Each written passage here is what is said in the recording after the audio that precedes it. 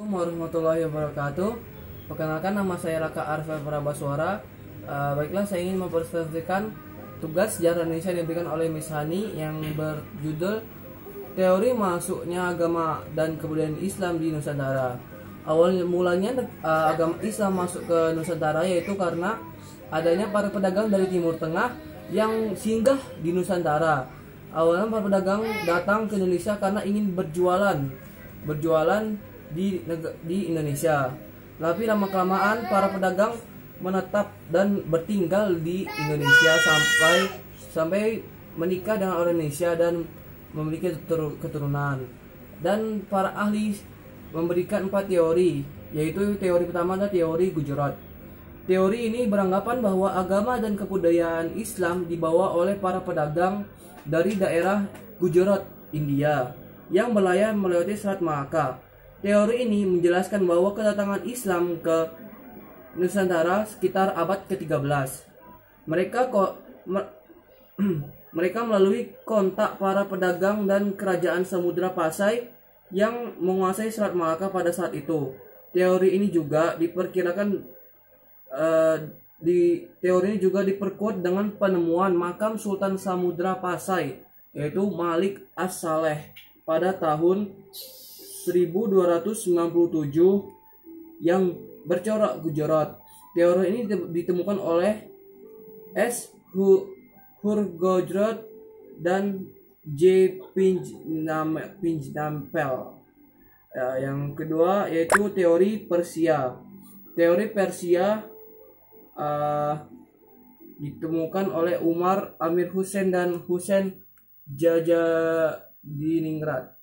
Mereka berpendapat bahwa Islam masuk ke Nusantara melalui para pedagang yang berasal dari Persia, bukan dari Gujarat. Persia adalah sebuah kerajaan yang saat ini kemungkinan besar berada di Iran.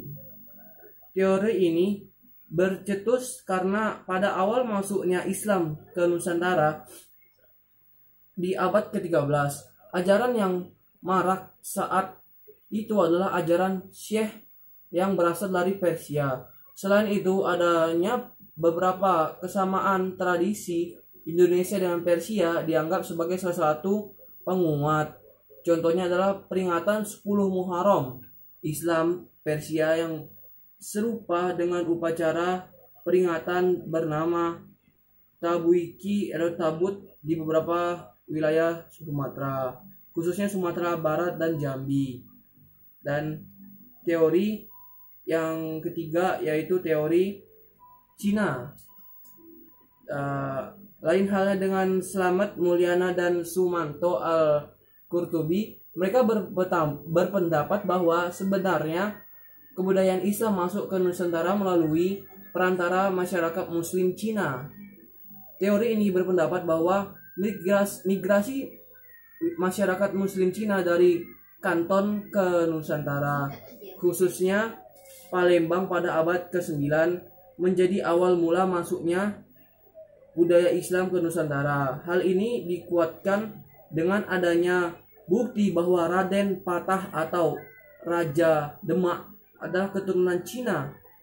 Penulisan gelar Raja Demak dengan istilah Cina dan catatan yang menyebutkan bahwa pedagang Cina lah yang pertama menduduki pelabuhan-pelabuhan di Nusantara. Dan teori yang keempat, teori terakhir adalah teori Mekah. Dalam teori ini dijelaskan bahwa Islam di Nusantara dibawa langsung oleh para musafir dari Arab yang memiliki semangat untuk menyebarkan Islam ke seluruh dunia pada abad ke-7. Hal ini diperkuatkan dengan adanya sebuah perkampungan Arab di Baru, Sumatera Utara yang dikenal dengan nama Bandar Khalifah. Selain itu di Samudra Pasai, mazhab yang terkenal adalah mazhab Syafi'i. Mazhab ini juga dikenal di Arab dan Mesir pada saat itu. Kemudian yang terakhir adalah digunakan gelar Al-Malik pada raja-raja Samudra Pasai, seperti budaya Islam di Mesir. Teori inilah yang paling banyak mendapat dukungan para tokoh seperti Van Leer, Anthony H. Jones, T.W. Arnold, dan Buya Hamka. Islam juga sempat menjadi kekuatan yang cukup disegani di Nusantara. Hal ini ditandai dengan munculnya banyak kerajaan Islam yang cukup terkenal dan berkuasa. Apa saja kerajaan sekian, bila ada salah kata mohon maaf yang sebesar-besarnya. Assalamualaikum warahmatullahi wabarakatuh.